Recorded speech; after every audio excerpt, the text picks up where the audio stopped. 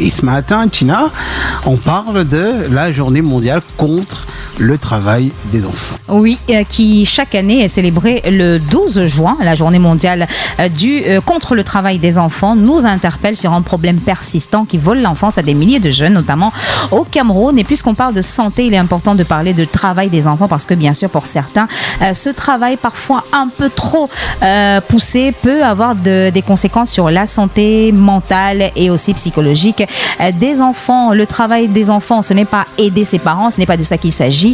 C'est un labeur dangereux qui prive les enfants parfois d'école, de jeux et d'une vie normale pour ceux qui sont dans les rues tous les jours à essayer de vendre des arachides, des colas et tout. Vous voyez que dès que les vacances ont à peine débuté, il y a déjà plein d'enfants qui ratissent les rues pour essayer de vendre, faire des petits commerces. Parfois, ce sont même des vacanciers. Alors, chaque année, le 12 juin, il y a une journée mondiale qui est organisée contre ce phénomène. L'impact du travail des enfants est absolument dévastateur. Il attaque leur santé, épuisement chronique, malnutrition, blessures graves dues à des conditions de travail précaires dans la rue, exposition à des produits chimiques toxiques.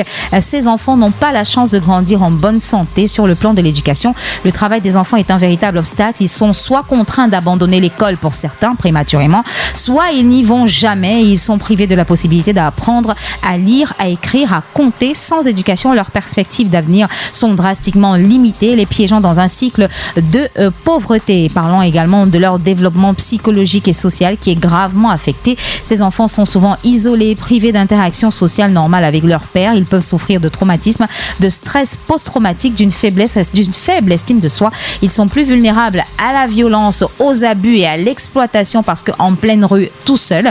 En somme, le travail des enfants brise leur âme et leur enlève toute chance de s'épanouir. Alors, au Cameroun, puisque nous sommes au Cameroun, la pauvreté reste la principale cause poussant des familles à envoyer leurs enfants à travailler. Certains vont même jusqu'à expliquer qu'ils ont grandi comme ça, aussi ils ont fait le commerce, mais la vie n'est plus ce qu'elle était avant.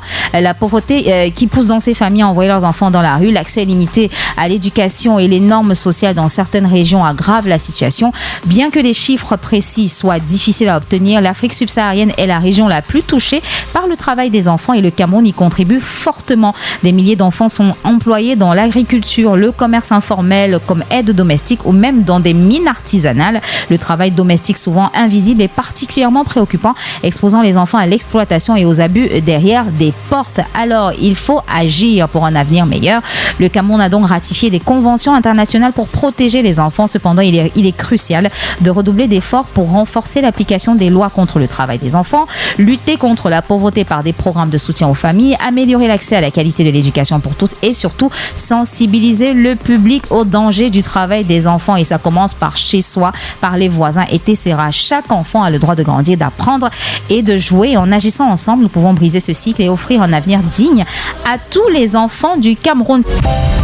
Retrouve la vibe sur ton téléphone via nos différents comptes de réseaux sociaux Facebook, Instagram, X et TikTok. Volume 3 Cameroun.